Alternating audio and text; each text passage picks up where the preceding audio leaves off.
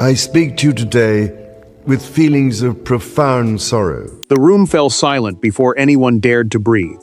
King Charles had opened many royal files in his lifetime, but this one was different. This one carried Diana's name like a wound that had never healed.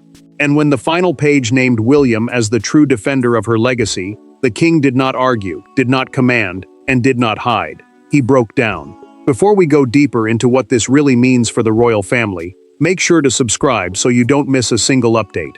Charles kept his hand on the page long after he had finished reading it. The sealed private file, a protected royal document kept away from public view because it contained sensitive palace material, had been brought to him under instruction. Only a narrow circle of senior aides had handled it. They knew why it mattered. Diana's memory was not just history. It was a powerful emotional force inside the monarchy, the system of rule, built around a king or queen. The king tried to steady himself, but the words refused to soften. The file did not shout. It did not accuse. That made it worse.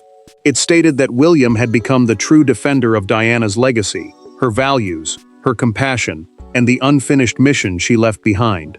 Charles read his son's name beside hers, and felt the meaning strike deeper than any public criticism. William had not seized that place through ambition. He had earned it through restraint. William's role in the document was painfully clear. The prince had protected Diana's memory by refusing to turn it into a weapon, by speaking rarely but carefully, and by keeping her humanity alive through his own choices. The file described moments when he stayed silent, because silence was kinder than spectacle. It described times when he chose dignity over revenge. With every line, Charles understood why the palace had feared this file. It did not challenge his crown. It challenged his comfort. Diana's name appeared again near the final page, attached to a handwritten note preserved with the file. The note suggested that her influence had survived not through speeches, titles, or ceremonies, but through William's conduct. A ceremony, in plain terms, is an official royal event built around tradition, duty, and public meaning. Yet this note argued that legacy was not built in ceremony alone. It lived in private decisions. It lived in the son who remembered without exploiting. Charles set the file down. No one moved. One aide watched the king's face change and understood that the revelation would not stay locked. The palace had opened the past, and now the past was ready to answer. This was never only about a file. It was about a father and son standing on opposite sides of a memory neither of them could escape. Diana was gone, but her presence had never left the monarchy. She lived in William's silence, in Charles's regret, and in every palace corridor where her name still had the power to stop conversation cold. Charles carried the crown, but he also carried the weight that came before it. The monarchy, the royal system built around the king, his family, and the public duty they represent, had survived storms before, but Diana was different. She was not just a chapter from the past. She was the face people remembered when they questioned whether royal life could still feel human. The king knew that. He had lived inside that judgment for years, and now the file had placed that judgment in his hands again. William stood at the heart of the secret file because his choices had become impossible to ignore. The document, a written record kept for official review and private decision-making, did not praise him for grand speeches or public emotion. It praised him for control. The prince had protected his mother's name by refusing to let it become a battlefield. He had spoken of Diana with care, guarded his children from the harshest edges of royal memory, and carried her compassion without turning pain into performance. Charles felt the conclusion like a quiet verdict. It did not take his crown. It did not strip away his title. That almost made it harder. The file simply placed William in moral possession of something the king had never fully held: Diana's trust in the public heart. Charles had once believed time would soften the old wounds. Instead, time had sharpened them, and now his own son stood where the nation's sympathy had always been waiting. William received the news in a private room with no grand announcement, no applause, and no comfort. A senior aide read the conclusion from a documented palace account, a recorded internal summary prepared for the king's office, and the prince lowered his eyes before answering. He did not look proud. He looked burdened. Diana's legacy was not a prize to him. It was a promise, and promises made to the dead can feel heavier than any crown. Camilla heard enough to understand the danger. The queen consort had expected the file to discuss protocol, which means the formal rules and customs that guide royal behavior. Instead, It spoke about emotional loyalty, public trust, and the lasting pull of Diana's name. Camilla became still when she realized the palace was not measuring who had the higher title. It was measuring who the public believed had protected the softer, wounded heart of the monarchy. The silence around the file began to change shape. Charles could feel it. William could feel it. Camilla could feel it most of all. This was no longer a private record about the past. It was a mirror held up to the present, forcing everyone inside the palace to see what Diana's memory had become, without Charles standing at its center. And the deeper the file reached into the past, the clearer it became that one hidden moment had set this entire crisis in motion. Every royal rupture has a beginning. Not always a speech, not always a scandal. Sometimes it begins with one look across a crowded room, one sentence spoken too softly, one ceremony where the wrong person understands the truth before everyone else does. For Charles, William, and Diana's memory, that moment came long before the file was opened. Kensington Palace held the secret first. The private remembrance ceremony for Diana, a closed family gathering meant to honor someone lost, without cameras or public speeches, had been arranged with careful restraint. Only close family and trusted royal staff were allowed inside. That mattered because Diana's name had never been ordinary inside those walls. Her memory could comfort the nation, but it could also expose the pain the monarchy had spent years trying to contain. Charles knew the room was not simply remembering Diana. It was measuring who still carried her spirit. William rose with the kind of calm that made the silence sharper. The prince did not speak about glamour. He did not turn Diana into a symbol polished clean of pain. He spoke about her kindness, her courage, her sons, and her belief that royal duty should never lose its human heart. William kept his words simple, but every line landed with force. Diana became present through him, not because he demanded attention, but because he understood what her memory needed. Charles listened and felt something inside him tighten. The king had heard many tributes to Diana before, but this one hurt differently because it came from their son. William was not attacking him.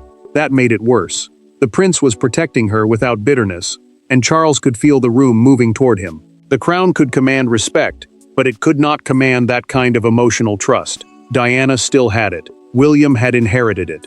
Camilla understood the shift before anyone named it. The queen consort watched the room respond to William and felt the old truth return. Diana's emotional power had not faded. It had changed hands. Camilla did not need an announcement to understand what had happened. The prince had not taken anything from Charles. He had simply revealed what the public had already felt for years. William ended with the sentence that became the trigger for everything that followed. Her legacy is not ours to own. It is ours to protect. The words were later preserved in a documented palace account, prepared by a senior aide, a written internal record created for private review inside the king's office. That aide began collecting examples of how William had guarded Diana's name, and the tribute slowly became evidence. Evidence became a record. The record became the secret file. Charles would not know it then, but that single sentence had opened a door no one could close. Once the king understood that the file had been born from William's own words, the confrontation could no longer be avoided. The meeting lasted less than an hour, but inside the palace, it felt like history pressing against a locked door. No advisors, no secretaries, no ceremonial language to soften the wound. Just Charles, William, and the file lying between them like a third presence in the room, carrying Diana's name into a conversation both men had spent years avoiding. Charles had summoned William because the conclusion was too personal for official channels. A palace channel means the controlled route through which royal decisions move between offices, aides, and family members before they become action. This could not travel that way. The king needed to see his son's face. He needed to hear whether William had known, whether the prince had expected it, whether Diana's name had been quietly gathering force behind his back while he was still trying to rule through calm. William entered prepared for anger.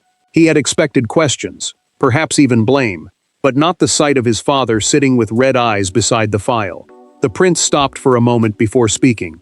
Charles did not rise. He did not offer the easy royal greeting that usually protected them both. The king only touched the folder once, as if even that small contact burned, and William understood that the file had reached deeper than any public scandal ever could. Charles asked the question that had been waiting inside him since the final page. Did William know the file existed? The prince answered slowly. No. He had known Diana's memory was watched, protected, and sometimes feared. But he had not known his own conduct had been recorded in a documented palace account, a private written record created for senior review. William made one thing clear. He had never asked to be named, and he had never defended Diana for praise. Charles looked wounded by the answer. The king wanted to believe the file had been built by ambition, because ambition could be challenged. Love could not. William's voice tightened when his father asked whether Diana's memory had become a judgment against him. The prince did not let the question turn cruel. He said Diana was not a weapon, not against Charles, not against Camilla, not against the crown. She was his mother. That was the line no file could cross. The confrontation changed when Charles pushed the folder across the table. The king said the final page had named William in a way the monarchy could no longer ignore.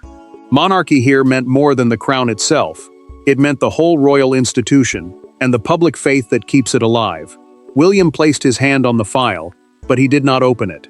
He accepted the burden without needing to read the praise. Charles watched his son leave with the same quiet restraint that had made the file so devastating. Power could command silence. It could arrange rooms, seal papers, and control statements. But it could not rewrite love. And that truth left the king alone with the one thing he could no longer control. Yet the emotional battle between father and son was only one layer of a larger palace struggle already forming around the file. In the monarchy, documents do not move by accident. Files are locked, released, buried, or revived because someone decides the moment has come. And as Charles struggled with the emotional weight of Diana's name, another question began to spread through the palace. Who allowed this file to reach the king, and why now? Charles had spent his life inside a system that understood timing better than truth. The senior private secretaries, trusted officials who manage sensitive royal business and control what reaches the monarch, had known the file's danger long before it touched his desk. Legal custodians, the officials responsible for protecting private papers and records, had kept it sealed because it did not concern one person alone. It touched Diana, William, Charles, and the public conscience of the monarchy at the same time. The palace had feared that combination for years. Diana's memory could soften the royal image, but it could also expose every old wound the crown wanted buried. William's name made the file even more powerful, because the prince was not an outsider challenging the system. He was its future. Charles understood that if the document named his son as the true defender of Diana's legacy, then the palace was no longer treating that legacy as history. It was treating it as part of the next reign. A senior courtier carried the file into the room with visible hesitation. The courtier, a high-ranking palace official trusted with private access, paused before Charles's desk as if the folder had weight beyond paper. The king noticed it. He noticed the lowered eyes, the careful breath, the silence that came before the handover. That moment told him something brutal. The room already knew what the document said before he had finished reading it. Charles looked from the file to the courtier and felt control slipping in the quietest way. No one had defied him openly. No one had raised a voice. Yet the machinery around him had already moved. The legacy review, an internal examination of how royal memory, public trust, and future duties should be handled, had concluded that Diana could no longer be managed as a painful chapter from the past. Her name had become central to William's future reign. The private notation made the verdict sharper. It recorded William's conduct during family crises, public commemorations, and moments involving his children. It said the prince had protected Diana's image, not by claiming it, but by living carefully beneath it. Charles read that line more than once. The king knew then that this was not a rebellion against him. It was an institutional surrender to what the nation already believed. Charles could resist the file, but he could not erase the facts it had gathered. He could bury the folder again, but he could not bury William's place in Diana's story. And the moment the king stopped resisting, the first shockwaves began to strike the people closest to the throne. The fallout did not begin with an announcement. It began with a closed door, a lowered voice, and Camilla sitting perfectly still as she heard what the file had said. William had not simply been praised. He had been placed beside Diana's legacy with a force no palace title could soften. And for Camilla, that changed everything. Camilla received the news in a private briefing, meant to prepare her for what might follow. A private briefing is a closed meeting, where trusted aides explain sensitive developments before they become public or affect royal duties. The queen consort, the wife of the reigning king, without the same ruling power as the monarch, understood the danger before the aide finished speaking. Diana's legacy was not only emotional, it shaped public trust, and public trust was the one currency no crown could simply demand. William's name made the briefing sharper. The prince had been named by the file as Diana's true defender, and that wording gave him more than sympathy. It gave him moral authority. Camilla knew what that meant. If the palace accepted the file's conclusion, then future remembrance events, public messages, and quiet decisions around Diana would no longer move through old patterns. They would move around William, because the public believed he carried her heart forward. Camilla did not interrupt the aide. She did not ask for comfort. She listened as the documented palace account was summarized. The same internal record that traced William's restraint, his protection of Diana's memory, and his careful refusal to turn grief into spectacle. The queen consort had survived many storms, but this one felt colder because no one had attacked her directly. The file simply made a truth official, and that truth pushed her further from a story she had never been able to escape. The closed door seemed louder after the briefing ended. Camilla sat alone with her tea untouched, staring ahead as if the past had entered without asking permission. Her pain was not only jealousy, it was fear. Diana's memory still had the power to rearrange loyalties decades later, and now that power had been placed beside William, with palace language behind it. The queen consort understood that a title could give someone position, but memory could give someone command. Aides began moving carefully before any public word was spoken. Future Diana-related events were quietly separated from Camilla's office, and early messaging plans were redirected toward William's team. Messaging, in palace terms, means the planned words, tone, and public meaning behind royal announcements. That shift mattered because it showed the file was not symbolic. It was operational. It would change who spoke, who stood forward, and who remained in the background. Charles felt the shockwave before anyone reported it to him. The king knew Camilla would read the decision as a wound, and William would read it as a burden. He also knew the monarchy could not keep pretending Diana's legacy was only a memory. The palace had moved. Camilla had felt the blow.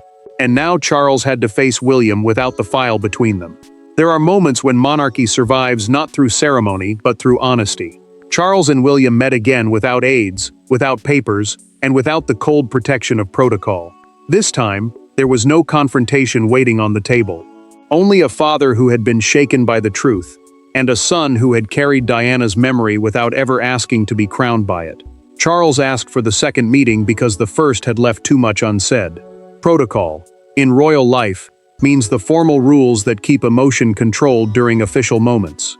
This time, the king wanted none of that protection. He wanted to know what William would do with the burden the file had placed on him, because Diana's name could heal the monarchy or split it deeper than before. William arrived without staff, and that choice mattered. The prince did not want aides shaping pain into language. To him, Diana's legacy belonged first to family, before it belonged to the crown. The crown could organize remembrance, but it could not understand a son's promise. William knew that if he accepted this role, he would not be accepting praise. He would be accepting responsibility. Charles looked at his son for a long moment before he spoke. The king admitted, through a recorded private conversation preserved for senior review, that reading the file felt like losing Diana all over again. But then he said something that changed the air between them. He said it also felt like seeing William clearly, not as an heir, but as the boy who had grown into the keeper of his mother's gentlest truth. William answered with quiet restraint. The prince told his father that defending Diana's legacy did not mean condemning him. It meant protecting what was kind in her. That answer broke the sharpest part of the silence. Charles had feared judgment. William offered mercy. The king had feared that Diana's memory would stand against him. His son showed him it could stand for something larger than old pain. Charles made the turning point decision with no ceremony around it. William would formally lead all future palace remembrance connected to Diana's humanitarian legacy. Humanitarian legacy means the lasting impact of her care for people in suffering, from the sick to the forgotten. The king removed his glasses, set them beside him, and said the monarchy had spent too long fearing her memory when it should have been honoring it truthfully. William did not smile at last. Charles did not reach for the file. The decision had been made in quiet, but by morning, the world would see the first sign that something inside the palace had changed. By dawn, the story had escaped the palace. Not as a legal notice, not as a cold royal update. It arrived like a memory returning to the national bloodstream. Diana's name was suddenly everywhere again, but this time it was not wrapped in tragedy. It was tied to William, to legacy, and to a king forced to show pain in public. Charles allowed the palace statement to move forward because silence had become more dangerous than truth. The statement, an official written message released by the royal household to guide public understanding, confirmed that William would take the lead on future initiatives connected to Diana's humanitarian legacy. It did not reveal every line of the secret file. It did not mention every painful note that had shaken the king, but the meaning was unmistakable. The prince had been given emotional stewardship over Diana's place in the monarchy. William understood the weight before the first camera turned toward him.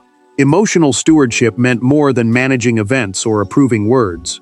It meant carrying public feeling with care, protecting Diana's memory from being used carelessly, and showing the nation that her compassion still had a living guardian. The prince had not asked for that role, but now the palace had placed it on his shoulders, and Charles had allowed the world to see it. Charles stepped out after a chapel service with a solemn expression that told its own story. A chapel service is a private or public act of prayer held in a royal religious space, often used when the family wants duty and reflection to meet quietly. The king paused at the steps, and that small pause became the image everyone remembered. He looked like a monarch who had signed a decision, but also like a man who had surrendered something deeply personal. William appeared later at a charity visit, composed but changed. The prince greeted people with steady politeness, yet his stillness carried visible weight. Behind the barrier, someone softly called Diana's name. Then another voice joined.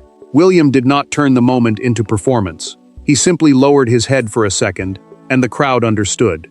The future king was not standing above the memory. He was standing inside it. A newspaper front page captured what the country felt. It showed a black and white photo of Diana beside a recent image of William, with the headline, "Her legacy, his duty." That image became the public answer to the palace's careful words. Outside Kensington Palace, people gathered near the gates with white flowers and handwritten notes, thanking the prince for keeping Diana's compassion alive when the institution had struggled to speak of it freely. The public delivered its verdict before the palace could shape it further. Charles had broken down behind closed doors. William had stepped forward without triumph. Diana's name had returned not as a wound, but as a responsibility. What began as a secret document had become a national reckoning, and its final meaning belonged not to the palace, but to the people it forced to change. In the end, the file did not destroy the king, it broke something harder, the silence that had protected everyone and healed no one. Charles's breakdown was not weakness. It was the moment a monarch finally understood that Diana's legacy had never been waiting for permission. It had already moved forward through William, quietly, painfully, and with unmistakable force. Charles accepted what the monarchy could no longer deny. The monarchy, meaning the royal family and the institution built around the crown, had spent years treating Diana's memory like something fragile, dangerous, and difficult to manage. But the file changed that.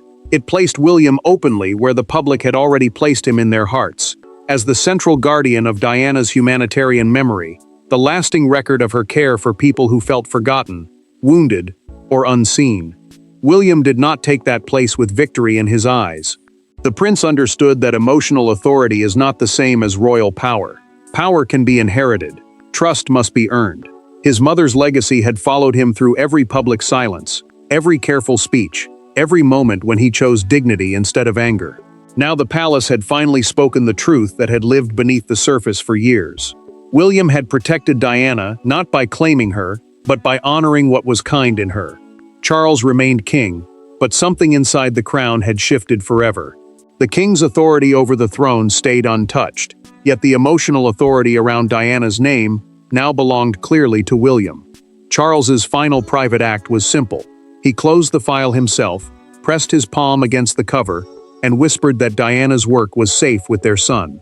That sentence, preserved in a documented palace account prepared for senior review, became the quiet ending to years of pain. Camilla's place was not erased, and Charles's crown was not taken. William's role was not rebellion. The truth was sharper and more human than that. The monarchy had finally separated personal hurt from public truth. Diana's memory no longer had to be treated as a threat. It could be honored as a force that had shaped the future king, and softened the hardest edges of the institution he would one day inherit. The real revelation was not that William defended Diana's legacy. The real revelation was that the palace had known it for years, and only now found the courage to admit it. Charles had broken down because the file showed him what grief had become. William received the recognition with sadness, humility, and quiet resolve, because he understood that love can become duty when the world is still watching. The file ended where the silence should have ended years before, with a father letting go, a son stepping forward, and Diana's legacy finally standing in the light. Thanks for watching. Please don't forget to like and subscribe, and we will see you in next one.